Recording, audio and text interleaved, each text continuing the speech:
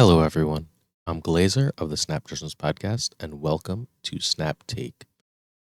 We are the official Marvel Snap Zone podcast. We have changed massive amounts this last month, and we want to show you how. And part of the way we're going to get you to watch us, let us show you how, is we've got the biggest season pass giveaway in Marvel Snap history. So I'm going to take you through what that looks like and what we're doing with it. Everybody ready? All right. We are giving away at least 5 season passes for the Phoenix Force season. 5. That is already the biggest giveaway in Marvel Snap. We also, though, have a grand prize. We're not going to be able to do this grand prize for long because I'm only a little teacher. But our grand prize is one person will get every single Token Tuesday for this season on us. You get all the gold to buy all 4 Token Tuesdays, and you get the Phoenix 4 season pass. And lastly, one time only, I got my summer money as a teacher. So one time only, we are adding another season pass to the giveaway for every 100 YouTube subscribers, starting at 900 and going up to 2,000. That means we're giving away potentially 11 more season passes for a total of 16.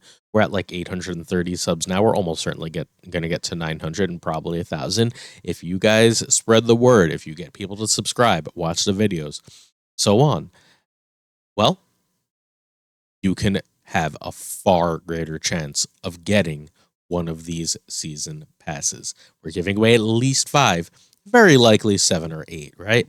And upwards of potentially 16 season passes for the Phoenix 4 season. Phoenix is a really exciting card. For anyone who doesn't know, it's a 5/5 that basically has the Ghost Rider effect. It pulls back a random card that you either destroyed in this case or discarded, but it also adds the Phoenix Force's power to it. So it gets that extra 5 power that's going to be great with various on reveal effects and such. We'll go over all the stuff you need to do to enter right now. First, subscribe on YouTube. If you're not subscribed on YouTube, you cannot win. We're going to double check to make sure that you're subscribed on YouTube. Make sure you're a public sub on YouTube. Make sure that, check your YouTube profile. Make sure you're a public sub. If you're a public sub, you can win. If you're a private sub, we don't know that you subscribed, you can't win. We'd hate to have you, get your name pulled and then have me be like, oh, better repull someone else. Sorry, they didn't sub. Next, you have to follow, like, and retweet the announcement tweet for this giveaway. We are Snap JudgeCast on Twitter. The tweet will go live at the exact same instant this video does. So if you're seeing this video, the tweet is live. Finally, you have to reply in the comments on Twitter answering which Marvel Snap content creator would you like to see be a guest on the Snap Judgments podcast. That podcast happens over on Marvel Snap Zone. We post on their YouTube, and it's on all of your podcatchers. You cannot say any of these following people, or your entry doesn't count. They are Molt, Educated Collins, Cambest, Lambie, Bootman, Savage Yeti, Doug Pie, Safety Blade, J-Hugs, Bradsifer, or Ridiculous Hat. Cool. Don't say one of those. We've had them all on. And tomorrow's is Den, so I'd prefer you don't say Den, but because that hasn't happened yet, if you say Den, you'll still be fine. Take a Marvel Snap content creator and just comment on Twitter or on this video with their name, as long as you've done the retweet on Twitter. I don't really care where you leave the comment, as long as the comment is left. Finally, you must claim your win within the first week of the season. This way, I have time to calculate my funds and so on. Cool? You must claim your win within week 1 of the new season. The winner will be announced the Monday right before the season pass goes live, next Monday video. What you get, as you subscribe here, is a new video every single weekday. Usually, we have 2 decks. Those 2 decks are meta decks before the meta has caught on. What you get as a benefit for subscribing is you get to play the coolest and most powerful decks before anyone else realizes how good they are. Recently, we had the Doom nerf before anyone had the Doom nerf. The big creator clash was won by that Lambie deck. We were pushing that Lambie deck before anyone started talking about it. We've got, we pushed the Destroy deck before anyone talked about it. We found that Darkhawk Stature deck and talked about it before all of the other content creators made it the meta deck. You get to Infinite here because we show you the best decks before other people notice. And that's it for the giveaway. But now you've subscribed, you've gone to Twitter, you've done the thing. Let's talk about today's 2 decks. We've got some special decks for you. First is the best Hela deck I have ever played. This is a base Hela deck. It's not always a Hela deck. It doesn't actually rely on Hela to win. What it's trying to do is say if it has Invisible Woman, MODOK, and Hela, it gets like an auto win. It gets fundamentally like a free victory. Cool. That is a really nice, simple snap condition. You win a million games that way. What else does this deck do? It takes advantage of the Collector, Quinjet, and Nick Fury synergy. If you don't have your Hela combo, you can Quinjet, drop Collector. Then you can start dropping cards like Maria Hill, Pump Collector, Nick Fury, Pump Collector. And then you can play 2 6s that you got from Nick Fury. It's fantastic. It's so strong to be able to do this.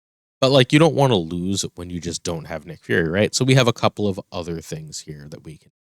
We've got Black Bolt and Stature just because that 13 power, it's not 15 like it was before, is still a lot. People stop playing it, but the win rate of these cards is still absolutely excellent. And we've got Stagron because Stagron is just really strong. Stagron was in a tournament winning deck that we should be talking about here, but we're going to talk about it tomorrow because I think tomorrow's new season pass card, as we talk about it, is going to be the thing we want to talk about with that deck. So I want to talk about that one tomorrow. But Stagron has become, like, Stature went down from Series 5 to Series 4, and I was like, oh, crap, that's a meta card. And Master Mold went down from 5 to 4. It wasn't, like, great, but all of a sudden it was in, like, winning decks, and it's a real card. Well, Stagron has now done the same. It went down a series, and now it's good. Now, does Stagron belong in this deck for sure? I'm not sure, and here's why. See, we have that Lady Sif Helicarrier combo. It's a way to like sort of like build your own Nick Fury, right? And that little combo means that this deck may, not necessarily does, but may actually end up preferring Ghost Rider. Because what that ultimately would do is it would allow you to use your Lady Sif to discard Hela, and then last turn you can Ghost Rider that Hela back, which is a nice extra thing. Or you can Lady Sif that Helicarrier and then Ghost Rider for a 14 power last turn. That's powerful enough that maybe Ghost Rider belongs over Stagron. Not 1,000% sure. I know one card that almost certainly belongs over Stagron is the card you can win, that Phoenix Force. But as of right now, Phoenix Force isn't out. Stagron is really good. The Stagron play line ends up usually being you do whatever 1 through 4, and then on 5 you Black Bolt, and then the last turn of the game you're dropping like a Stagron and a Stature. Basically, you're saying I'm going to add I'm going to lock down 1 location, and then a location I'm way ahead in, I'm going to add an extra 6 power. It ends up working really well. I've been bad with Hela decks. For whatever reason, they're not the way my brain works. I'm really good with most decks in this game without being arrogant. I'm not like the best player in the world, but like I win a lot more than I lose with basically everything. I'm bad with Hela decks. I don't necessarily retreat appropriately with them always, and I like hold on for that high roll when I shouldn't. I've been playing this deck for a couple days, and I keep winning gold tickets with it. This deck is extremely strong. Comrade Pup showed it to us over on Twitter. I asked if I could make this video. He said, hey, absolutely, go for it. I'm going to throw his Twitter in the description below, along with all the other stuff for the giveaway. You need to make sure you check out this deck. Check out Comrade Pup. He hit infinite with this deck. I'm winning gold tickets left and right with this deck. This deck is strong. Check it out. Nick Fury and Hela is a beautiful combo because you don't need to fill your deck with hard-to-play 6 drops in order to get the benefit of Hela. Instead, you just drop Nick Fury, and whatever 6 drops you get, great, enjoy. Our next deck today is, again, I want to talk about Stagron today, but I don't want to share that move deck because I think that move deck, again, really wants 2099 and has a really easy way to add it. So instead, we've got Stagron is meta. I went and looked for the highest win, highest cube rate, highest win and highest cube rate Stagron deck I could find, and this was it. This is like this weird amalgamation of like 4 different decks. It's got the full Darkhawk package, which means Korg, Zabu, Darkhawk, Rock Slide. That's still one of the most powerful things you can do in the game, especially with Lockjaw all over the place. Lockjaw does not want to be drawing rocks. It is extremely strong. With Kitty everywhere, Wave still has extra power, right?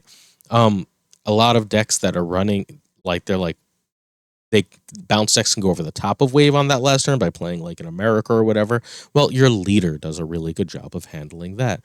You can also end up leadering through your Iron Lad, right? Iron Lad as like 4 or 5 different cards in this deck is absolutely crushing. It can either give you the rocks, give you the Zabu reduction, become a 1-turn vision with Jeff, wave so that you can get one of your 6 drops out, Professor X to lock down a lane. Be careful. Stagron to basically be a 1 bigger Stagron. The only card you don't really want it to be usually is Shang-Chi, but like even if it is Shang-Chi, just plan accordingly if you know Shang-Chi is one of the last few cards in your deck. This deck has lane lockdown potential. You're usually not playing Professor X here. Professor X is here for those obvious free wins he gives you, like in the name is going to escape me. Luke's Bar. And Luke's Bar, where things are going to bounce to him, Professor X is often going to win that, especially in combination with Jeff. He's going to win the one that destroys cards, that's Domain. He's going to win a lot of those locations, but mostly he's here for the stolen Iron Lad wins or to lock down something. Let's say you play that early Darkhawk and you know your opponent runs Shang, so you really want to get like that Darkhawk locked in. Well, if you have priority, Professor X lets you do that. You've won that lane. And at that point, Doom and Leader give you excellent, and Stagron give you excellent efficiency, excellent ways to win that last lane. This deck is super sweet, super powerful. Check it out in both Conquest and Ladder. 60% win rate with a 0.7 Q rate is absolutely insane. And it's worth noting, I only check stats for levels 70 or 80 to 100 ever. So like if it's got this win rate, it's got this win rate where it counts. So this deck is absolutely worth trying. All right, that's it for today's Snap Take. Please remember to check out the Season Pass giveaway over on our Twitter, Snap JudgeCast. Comment here or there with whatever content creator outside of those previously listed you would like to see on our cast. And while you're here, hit sub. You won't regret it. We'll see you tomorrow with 2 absolutely awesome Spider-Man 2099 decks. Did I say 2? Might be more. Stay tuned to find out. Thanks for watching. See you tomorrow for another Snap Take. Peace.